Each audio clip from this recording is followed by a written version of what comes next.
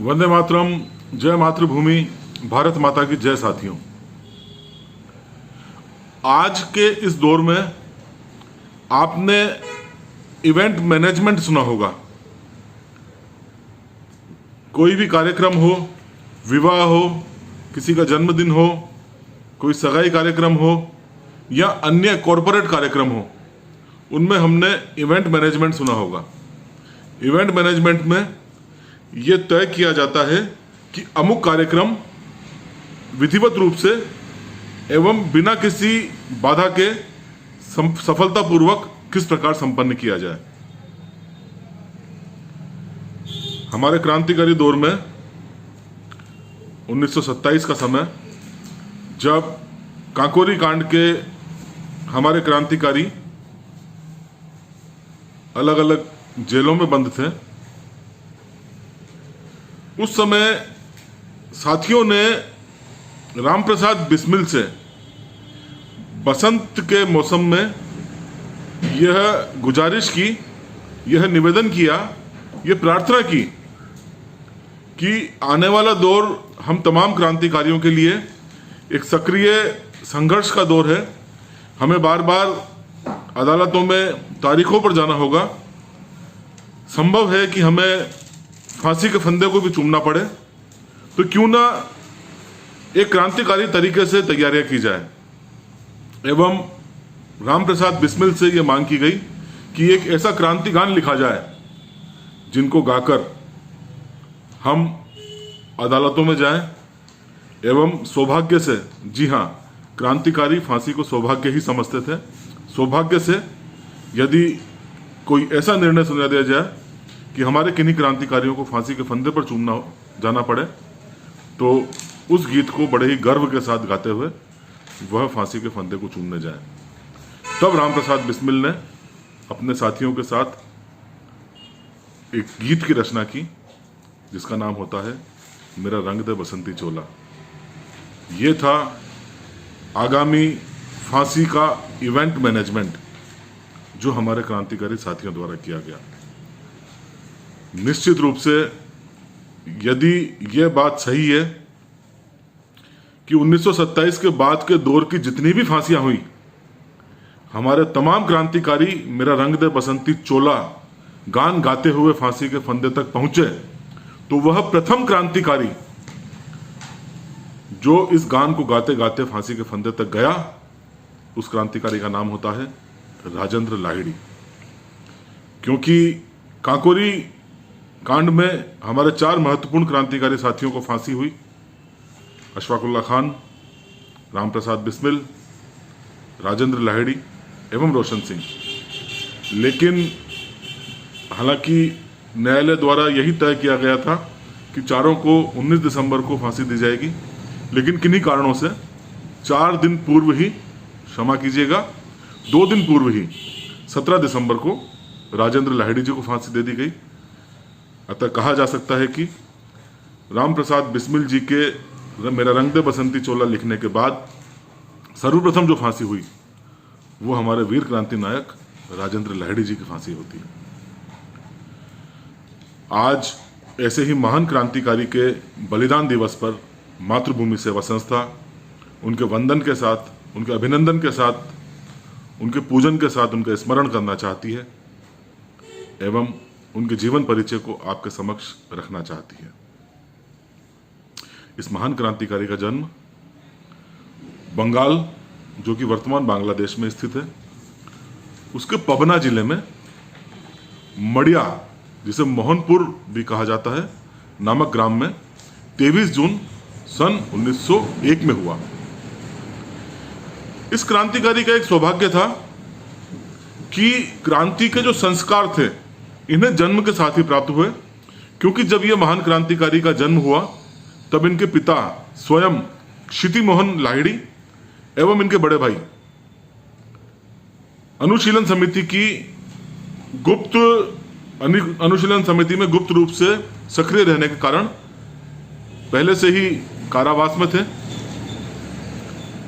अतः माता बसंत कुमारी ने जब इन्हें जन्म दिया तो साथ में इनके पिता नहीं थे अकेले ही तमाम परिस्थितियों का सामना किया,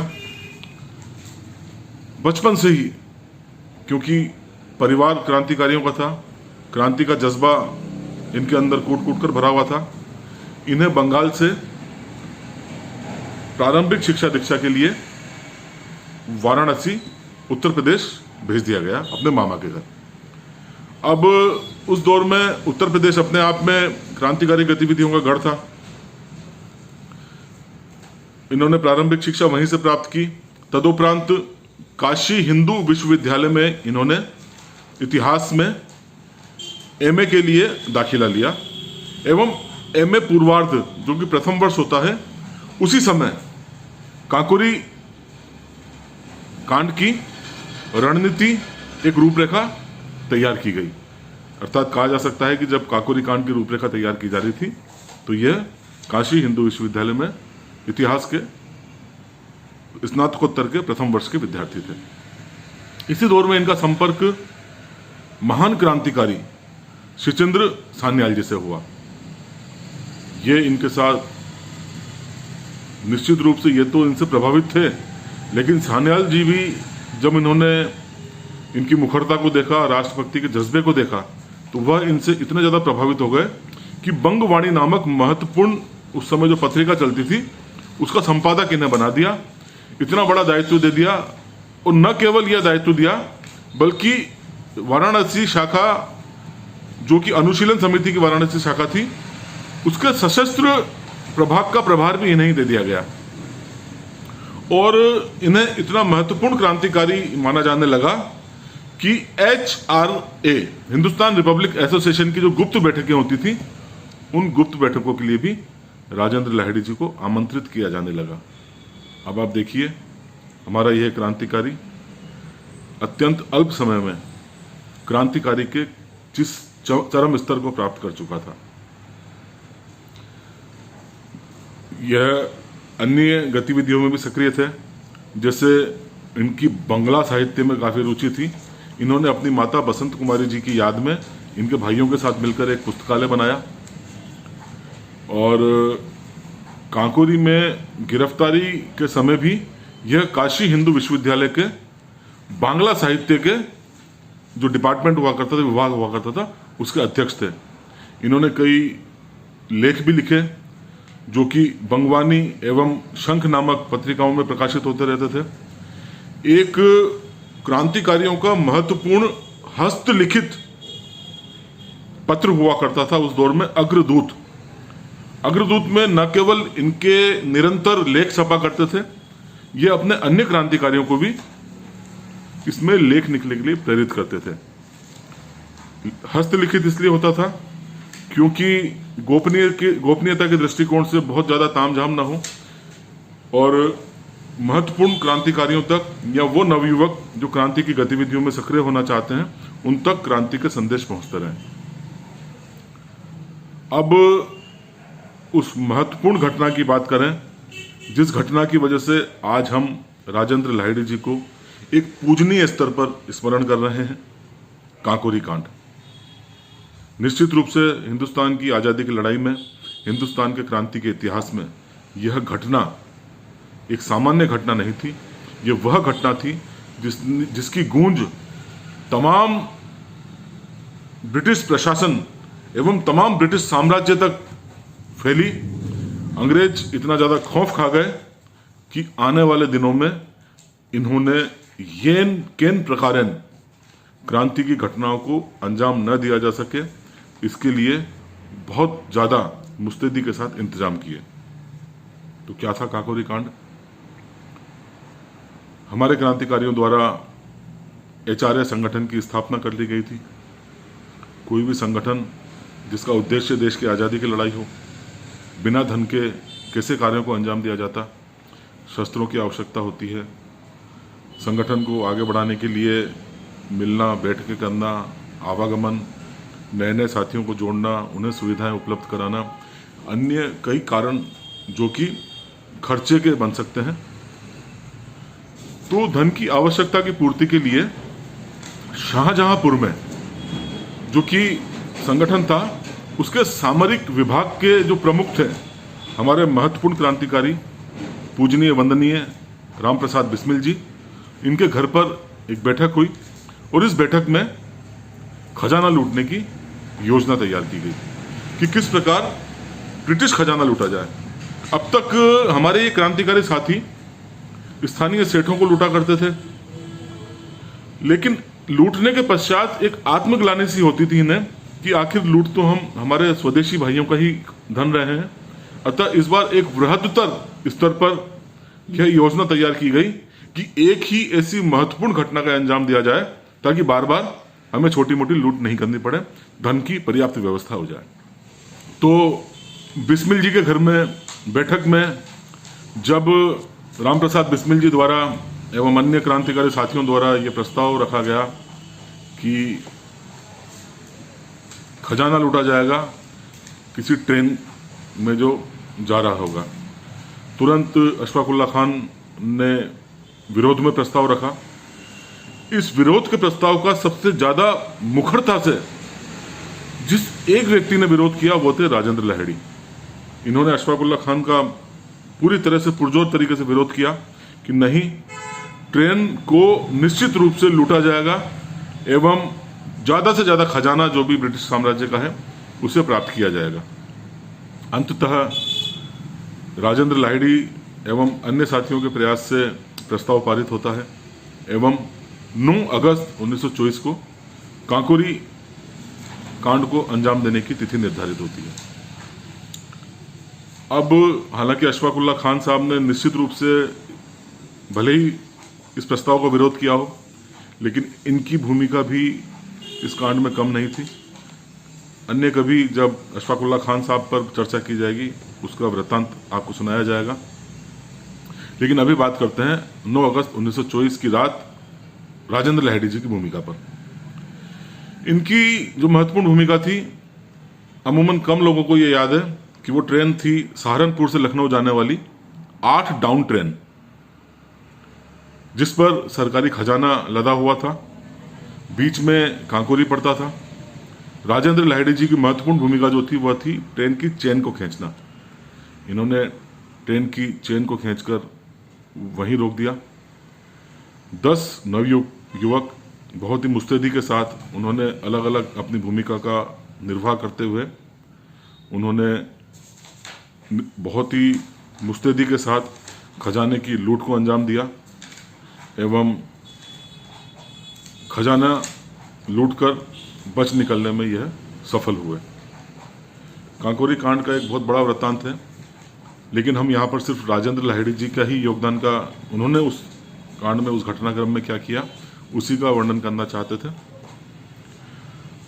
तो अब स्थिति ये बनी कि कांकोरी कांड के बाद तमाम क्रांतिकारियों की धरपकड़ का एक अभियान प्रारंभ किया गया। तो रामप्रसाद बिस्मिल द्वारा राजेंद्र लाहिड़ी जी को बंगाल में बम बनाने के प्रशिक्षण के लिए भेज दिया गया, ताकि एक पंथ दो काज, ब्रिटिश पुलिस से बचकर यह एक फरारी की अवस्था में तो रहेंगे सी, लेकिन इस समय का भी सदुपयोग बम बनाने में महारत हासिल करने के रूप में किया जाए तो दोहरे मतलब कार्य हो सकते हैं। अतः इन्हें कलकत्ता के दक्षिणेश्वर नामक स्थान पर भेज दिया गया। यहाँ पर यह बम बनाने का प्रशिक्षण अभी ले ही रहे थे कि किसी साथी की असावधानी की वजह से अचानक बम फट गया।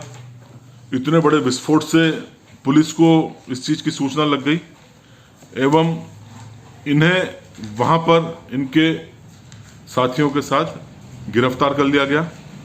गिरफ्तार करने के बाद इन पर मुकदमा चला एवं उस बम बनाने वाले मुकदमे में इन्हें 10 वर्ष की सजा हुई, बाद में घटाकर 5 वर्ष कर दी गई। लेकिन ये सजा कहीं महत्व नहीं रखती है, क्योंकि आने वाले समय में काकोरी कांड का मुकदमा इनके ऊपर चलना था, जिस मुकदमे में इन्हें अपने सर्वोच्च बलिदान को संपन्न करना था, उसको अंजाम देना था। तो अब काकोरी कांड का जब मुकदमा चलता है तो ब्रिटिश प्रशासन द्वारा, ब्रिटिश साम्राज्य द्वारा इसको सम्राट के विरुद्ध युद्ध के रूप में देखा जाता है।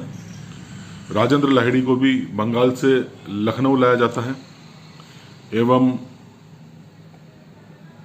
अंततः जो निर्णय होना था कुल मिला के 10 क्रांतिकारी साथी थे। 6 क्रांतिकारियों को आजीवन कारावास एवं 4 क्रांतिकारियों को सजाए मौत, फांसी की सजा। राम प्रसाद बिस्मिल, अशफाकुल्ला खान, राजेंद्र लाहिड़ी एवं रोशन सिंह।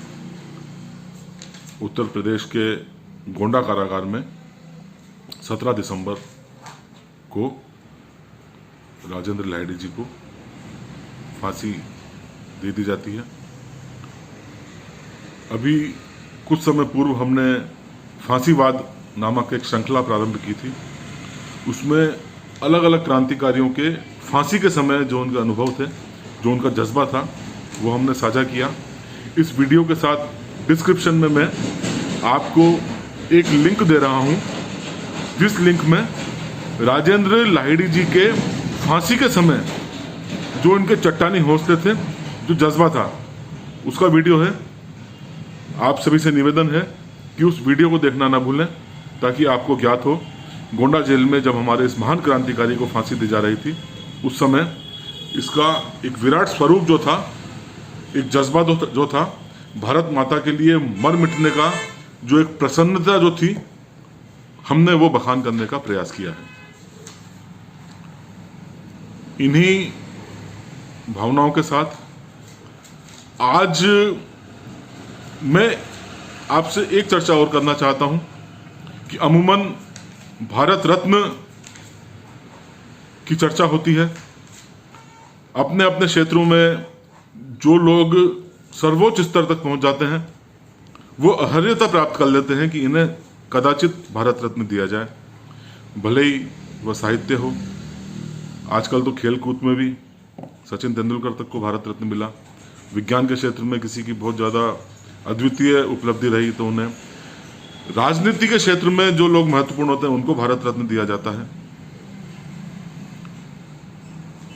किंतु ऐसी कौन सी योग्यता का अभाव था कि हमारे एक भी क्रांतिकारी को, जिसने फांसी के फंदे को चूमा, उसे भारत रत्न देने का विचार तक नहीं किया गया। निश्चित रूप से जो रत्न होते हैं वो कितने ही कीमती ना हो, उनकी कीमत आंकी जा सकती है, उनका मूल्य लगाया जा सकता है, लेकिन हमारे यह क्रांतिकारी जिन्होंने फांसी के फंदे को चूमकर अपना सर्वस्व आहूत कर दिया हो, उनकी कोई कीमत नहीं हो सकती है। इसलिए क्षमा चाहूंगा ऐसे सामान्य पुरस्कार जो 2 कौड़ी के राजनेताओं द्वारा निर्धारित किए जाते हों। निश्चित रूप से ऐसे पुरस्कार हमारे इन क्रांतिकारियों के लिए सम्मान की बात नहीं, बल्कि उनके मान, उनकी प्रतिष्ठा को कमतर करने का ही कार्य होगा। निश्चित रूप से भारत रत्न भले ही दे दिए जाएं किन्हीं को भी, लेकिन यह हमारे भारत भूमि के अनमोल, जिनको न किसी शब्द में बांधा जा सकता है, न ही किसी कीमत में बांधा जा सकता है, क्रांतिकारी, उनका सिर्फ एक ही पुरस्कार था, और वो पुरस्कार रहा जो उन्हें भारत माता ने दिया, वीर बलिदानी का। इसी प्रश्न के साथ कि क्या हमारे क्रांतिकारी किसी भी पुरस्कार के कभी भी किसी भी समय मोहताज हो सकते थे या हो सकते हैं? मातृभूमि सेवा संस्था आपसे विदा लेना चाहती है। वंदे मातरम, जय भारत, जय हिंद।